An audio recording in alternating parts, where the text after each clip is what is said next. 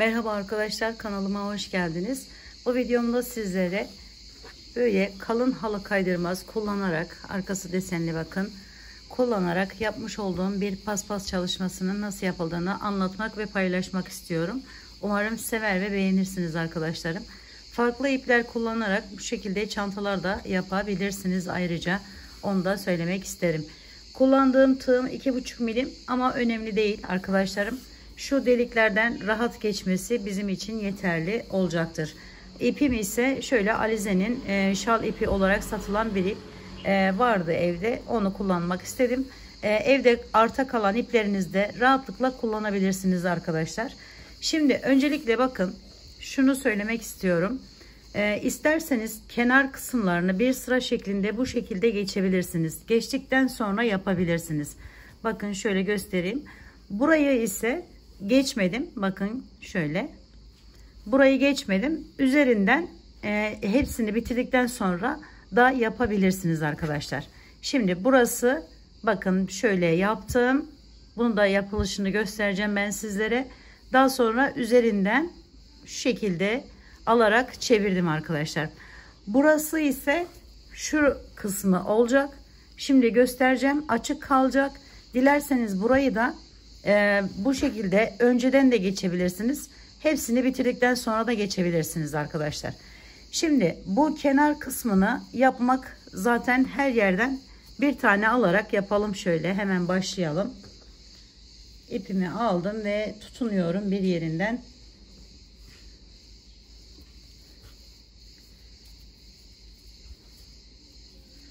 Şöyle bunu daha sonra da yapabilirsiniz dediğim gibi.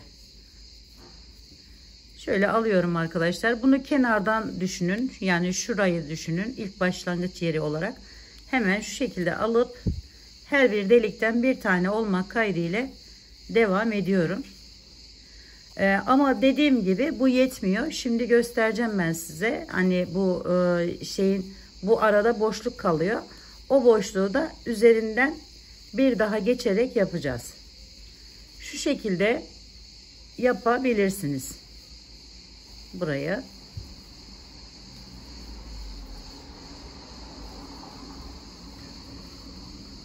Şimdi buraya gelelim.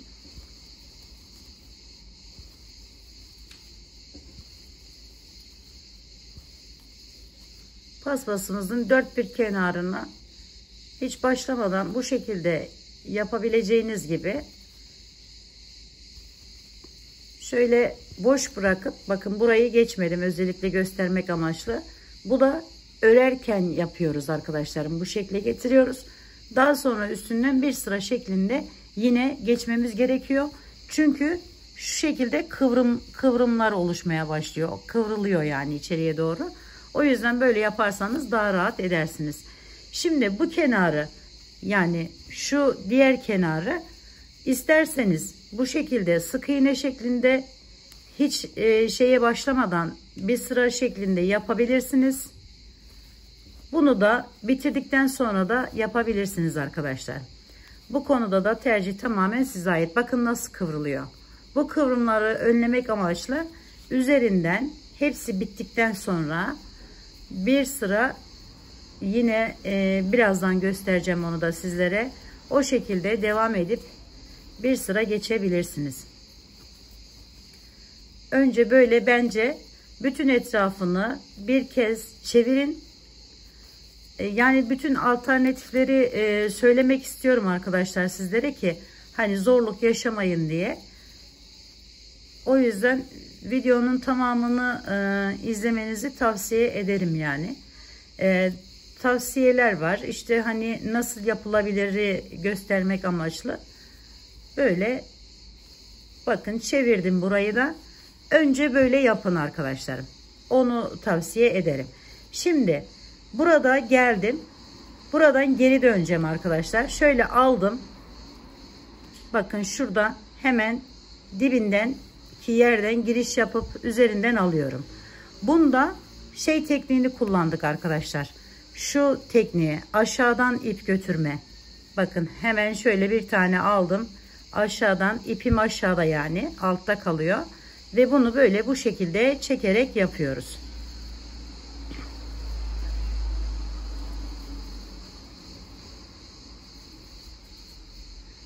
Bunu başta da söylediğim gibi evde arta kalan ipleriniz varsa sıra sıra fark etmez. Aralarına karıştırıp da birbirlerine karıştırarak da yapabilirsiniz. Batik bir iple özellikle göstermek istiyorum ki hani böyle arta kalan ipleri de değerlendirebilin diye arkadaşlar. Şimdi bakın şöyle alıyorum her birinden. Burada önemli olan dönüşler ve kenar kısımları arkadaşlarım. Yoksa bu gayet kolay bakın. Bu halı kaydırma zaten böylesine duruyor ve böylesine gidiyor. Uzunluğu bu şekilde, eni bu şekilde devam ediyor. Daha enliydi ama ben model olsun diye bu kadar küçük bir parçada anlatmak istedim arkadaşlarım. Şimdi bakın buradan yine aynı şekilde hemen yanındaki yerden giriş yapıyorum. Alıyorum. Burası önemli arkadaşlar. Hemen giriş yaptım, aldım ve daha sonra tekrar devam ediyorum. Bakın bu şekilde. Bu halı kaydırmaz kalın olduğu için daha rahat yapabiliyorsunuz bu işlemi. Hemen bakın şöyle yan yana bütün deliklerden bir tane almak üzere şöyle fitilli gibi durduğu için arkadaşlarım daha güzel, daha hoş, bakın hasır gibi bir görüntüye sahip olmuş oluyor.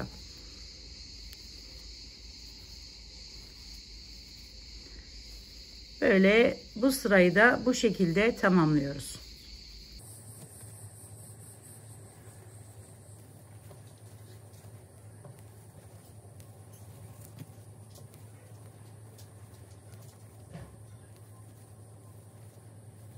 Şimdi bir sırayı daha tamamladık. Hemen bakın yanındaki yerden giriş yaptım. İçerisinden çıkarttım ve buradan alarak devam edeceğim.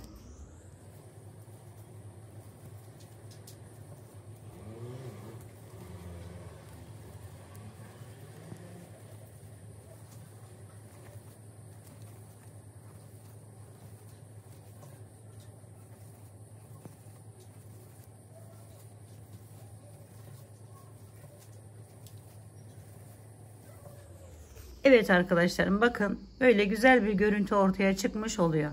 Şimdi bakın burada gördüğünüz gibi tek sıra halinde yaptığım yer. Şöyle bu kadar yeterli sanırım burayı anlatmak. Şimdi tek sıra yaptık, döndük, bu şekle geliyor bakın. Şuradaki gibi oluyor. Burayı özellikle çevirmedim ki sizlere göstermek amaçlı. Farz edelim hepsini bitirdik arkadaşlar. Bakın bu tarafta da aynı şekilde çevrilmeden duruyor. Bu tarafta aynı. Şimdi çevirdiğimiz yerin üzerinden geçmek şöyle daha kolay oluyor. Onu göstermek amaçlı burayı çevirmemiştim arkadaşlar. Hemen orayı göstereyim sizlere. Bakın aldım ipimi. Şöyle bağlıyorum buradan. Şu kısımları var arkadaşlar, dönüş yerlerimiz. Dönüş yerlerimizden alarak yine her bir dönüş yerinden alıp bir tane şöyle her döndüğümüz yerden bir de üzerinden geçiyoruz. Diğer tarafta da aynı işlemi uygulayacağız arkadaşlar. Bu şekilde.